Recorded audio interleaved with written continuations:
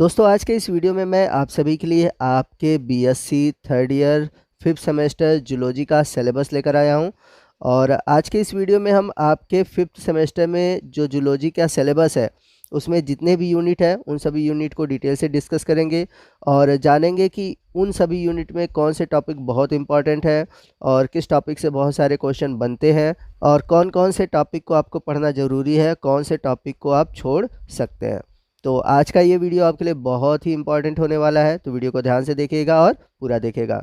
तो अगर हम बात करें 5th सेमेस्टर जूलॉजी के पेपर का जो टाइटल है वो है diversity of non chordates parasitology and economic zoology. तो चलते हैं पहले यूनिट की ओर। पहला यूनिट है प्रोटोजोआ एंड सिलेंट्रेटा। तो इसमें प्रोटोजोआ में आपको पढ़ना है यूग्लिना, मोनोसिस्टिस और पैरामीशियम। वही बात करें हम पोरीफेरा की, तो पोरीफेरा में आपको पढ़ना है साइकॉन। वही बात करें सिलेंट्रेट की, तो इसमें पढ़ना है ओबेलिया और ऑरिलिया। तो अगर यूनिट फर्स्ट की बात करें तो इसमें सभी टॉपिक बहुत इंपॉर्टेंट है, खासकर ओबेलिया से रिलेटेड इसके मेड्यूसा पॉलिप से क्वेश्चन पूछे जाते हैं, पैरामीशियम के सेक्सुअल रिप्रोडक्शन से क्वेश्चन पूछे जाते हैं। तो जब मैं इन सभी टॉपिक पर वीडियो बनाऊंगा तो वहाँ पर डिस्कस करेंगे और मैं इंपॉर्टेंट चीज़ों को वहाँ पर वीडियो में आपको बता दूंगा कि ये टॉपिक इंपॉर्टेंट है, आप इसको तैयार करिए।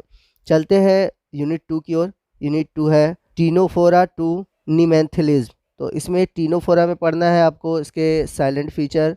वहीं हम बात करें प्लेटी हेलमिंथीज में पढ़ना है फेस्क्यूला यानी कि लीवर फ्लूक, और टीनिया सोलियम के बारे में पढ़ना है, टैपवर्म के बारे में पढ़ना है। वहीं हम बात करें यूनिट 3 की, तो यूनिट 3 है एनिलीडा टू आर्थोपोडा, यानी कि इसमें एनिलीडा से आर्थोपोडा तक के बीच जितने भी हैं उनके बारे में पढ़ना है।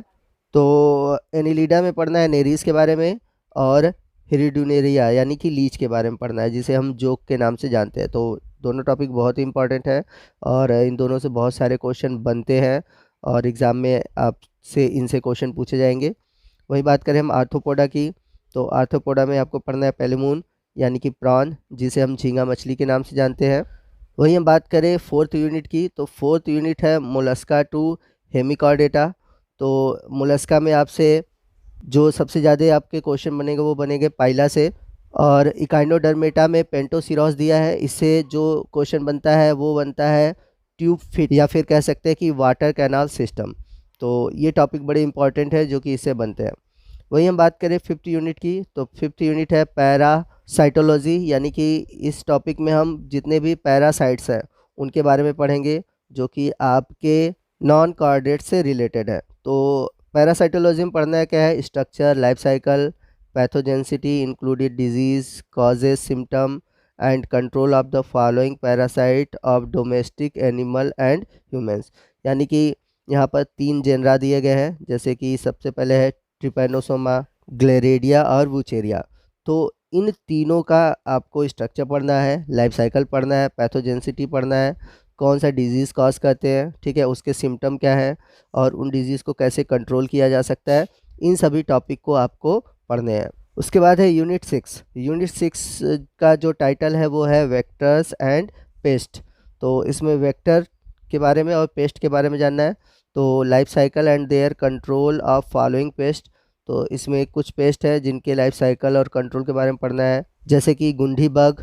इसके बाद है sugar cane, leaf hopper, rodent, termites and mosquitoes and their control. वही हम बात करें यूनिट 7 की, तो यूनिट 7 में आपको इकोनॉमिक जूलॉजी फर्स्ट। तो इकोनॉमिक जूलॉजी फर्स्ट में है animal breeding and their culture.